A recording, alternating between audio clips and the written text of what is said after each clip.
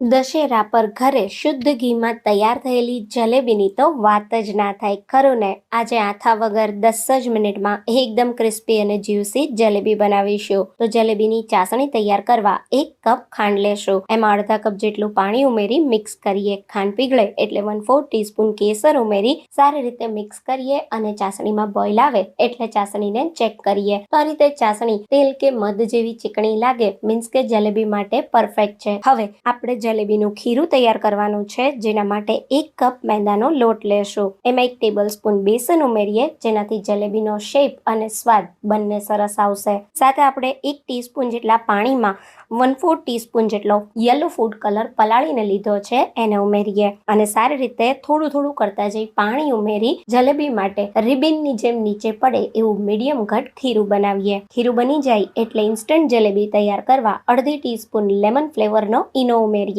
અને સારી રીતે મિક્સ કરી તરત જ તૈયાર કરેલા ખીરાને સોસની બોટલમાં, પેપરકોર્ન બેગમાં કે પછી દૂધના ખાલી પાઉચમાં ભરી દેવાનું છે. હવે મીડિયમ ગરમ તેલમાં કે ઘીમાં તમારે જેમાં પણ જલેબી બનાવવી હોય એની અંદર આ રીતે અંદરથી બહારની બાજુ બોટલને ફેરવતા જઈ અને જલેબીને પાડી લેશું. કડાઈમાં એકવારમાં જેટલી જલેબી સમાય એટલી પાડી લો. પછી જલેબીને થોડી તળાઈને ઉપર આવવા દેવાની. પછી સાઈડને પલટાવી અને બંને બાજુથી ક્રિસ્પી થવા દેવાની. તૈયાર થયેલી ક્રિસ્પી જલેબીને ઘીમાંથી કાઢી અને તરત જ આપણે ચાસણીમાં ઉમેરીએ. ચાસણીમાં ગરમ જલેબીને 30 સેકન્ડ માટે રાખી દેશું. જલેબી આવી ટ્રાન્સપરન્ટ થાય એટલે તરત જ ચાસણીમાંથી કાઢી પિસ્તા ફ્લેક્સ સાથે સજાવી અને ગરમા ગરમ સર્વ કરો. બધાને બહુ જ ભાવશે.